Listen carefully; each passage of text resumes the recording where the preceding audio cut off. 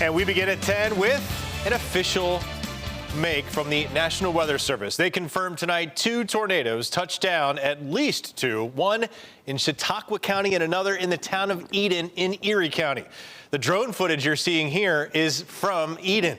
The National Weather Service says a twister with 85-mile-an-hour winds dropped there for about 4 minutes, tearing up trees and people's property. In Hamburg, homes along Lake Erie are still covered in thick layers of ice. Hoover Beach was one of the few places that was under a mandatory evacuation during the storm. That ban, of course, has since been lifted. Fire and water. Generally, they're unharmonious. But secluded in the woods in southern Erie County, the two thrive together and attract thousands of visitors a year. There is like a water, as a kind of a curtain, and the flame is in a small cave, and that is very awesome to have this combination of water and fire in a waterfall. Parking is free here at a large lot along Chestnut Ridge Road. The trail to get there is just half a mile, but does include a nearly 150-foot descent, which received some major upgrades last year. There are a lot of slip and falls, so we tried to make it as safe as possible. The Chestnut Ridge Conservancy, a nonprofit that works with Erie County to preserve and restore the park, raised $135,000 to put stairs and railings for visitors to get down to a creek below easier. After a short creek walk, you'll come to a waterfall with this stunning sight.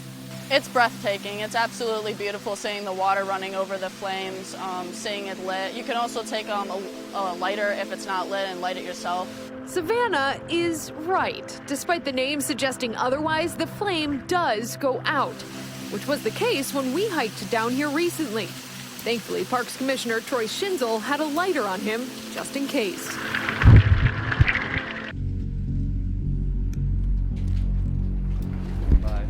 4, let's go. 1, that's Go, which way? Go. Yes, ma'am. A6, go.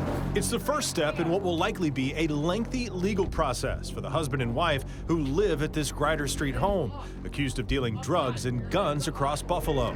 Put your hands up. Up high. Put your hands up high. Raids like these couldn't happen without sincere coordination among law enforcement agencies at the local, county, state, and federal levels. In October of 2018, this was the scene at the southern end of Chautauqua Lake. Neighbors tell me dead weeds that built up became so thick, it acted like a net of death.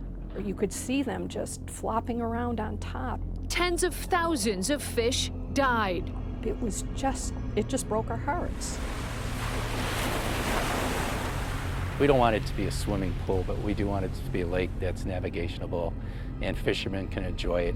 Kids can swim in it and just have a good time in the lake. This lake, unfortunately, is among the most impaired, and we've been on a journey to change that. Those weeds are problem number 1 here. Problem number 2, harmful and smelly algae blooms. When the animals get into the lake, some of them can die from this, and humans shouldn't be near the harmful algal blooms either. But the tide has started to turn on this lake. Hovering a helicopter is a bit like balancing on a beach ball. It takes constant input from the pilot, and for every little adjustment that you make, you have to counter it with another adjustment. The Erie County Sheriff's Office let us get an up-close look from the air and from the bottom of Zoar Valley of one of their aerial rescue drills this week. It always involves 3 crew members: the pilot, the rescue specialist, who is lowered on a cable, and the system operator, who's operating the hoist from an open door on the chopper. The whole time during the rescue drill, the hoist operator is using this to control a cable to lower the rescue specialist into the gorge.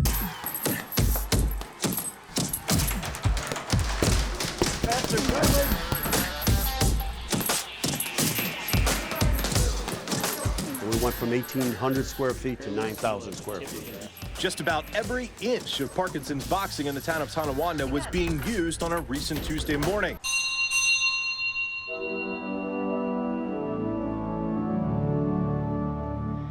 For almost 100 years, the Our Lady of Victory Basilica has been a shining light in the city of Lackawanna. This is the crown jewel of all shrines in Western New York, made possible through a vision of Father Nelson Baker. It's a tremendous, humbling gift, and I tell you that, to walk in the footsteps of Father Baker, to walk in here every day and to see what his vision is roughly where the water level would have been when the power station was operating. To get down here, inside the tunnel, you'll take a glass elevator showing you all the layers of the power station. And you'll immediately notice the temperature drop. What's the temperature? So the temperature is about 60 degrees Fahrenheit, and interestingly, it stays constant year-round. The tunnel looks as if it did when water was flowing through it. After walking for about 10 minutes, you can see the light at the end of the tunnel. The crown jewel of the attraction is a platform here that took about 3 to 4 months to build. Morning, sir. What are you hauling today?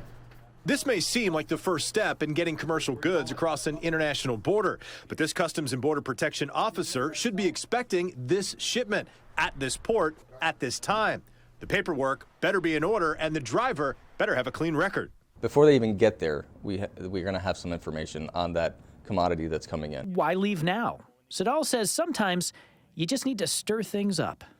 I promise none of the animals, the staff, or the board have made this decision easy, but when you look at an entire career's worth of time, 20 years is a long period of time to spend in one organization. If you want to create a spark for the future, you can't go wrong with making things real. That's the whole idea behind Bulldog Manufacturing. It's not a class, it's not a group project, it's a real, functioning business. Selling plants is a labor of love, but don't take my word for it. They transform a home. It really makes it a home.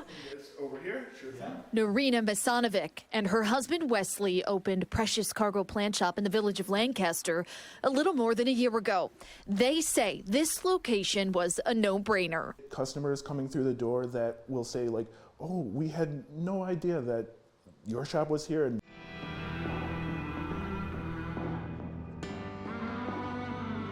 In the cockpit of this mighty Bell 429 twin-engine helicopter sits a superwoman who takes inspiration to new heights.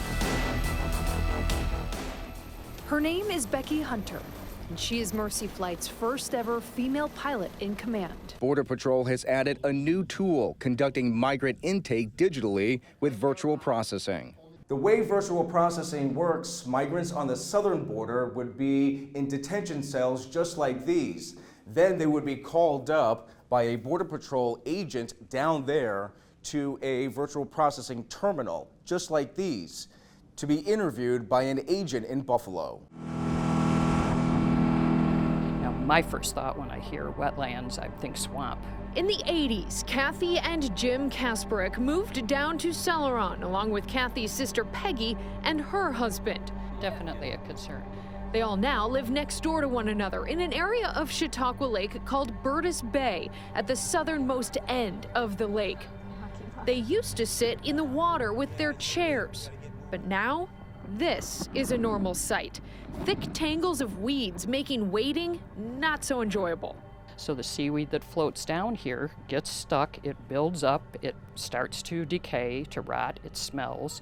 We're going to end up, the quality of our life is going to change. There's times when the seaweed is sitting there, you can't even open your windows. And they're worried if this becomes a wetland like the state wants, cleaning up Burtis Bay could become even more difficult.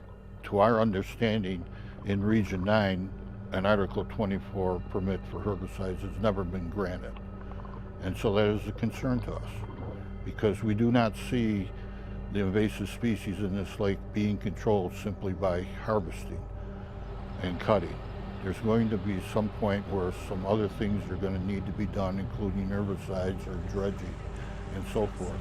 So why is this happening? Changes were made to the Freshwater Wetlands Act 2 years ago.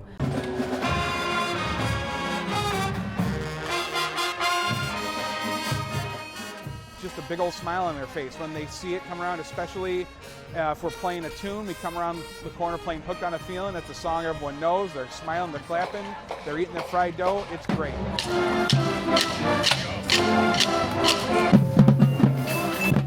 I'm like, that's so cool. And like, I was coming here, like I saw like the fair band when I was younger, and now like being a part myself, it's like crazy to think. Like I was like little looking up to like all like the marching band players, and now like I'm here like enjoying it myself and like get to perform for all like the other younger kids.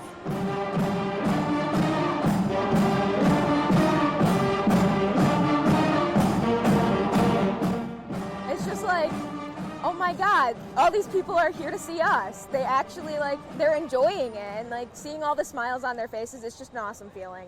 1, 2, 3, 4, 1, 2.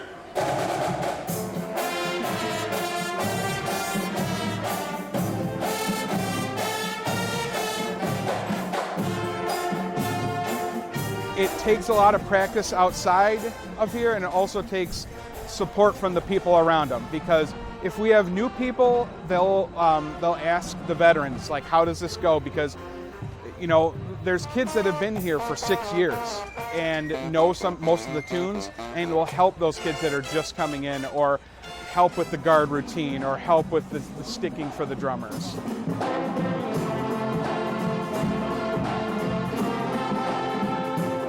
It's really exciting, and I really enjoy playing with so many other talented young musicians, and it really gives me something to look forward to in the summer, and just playing at the fair and seeing everyone watch us and smile when they see us come around the corner is just so exciting and rewarding.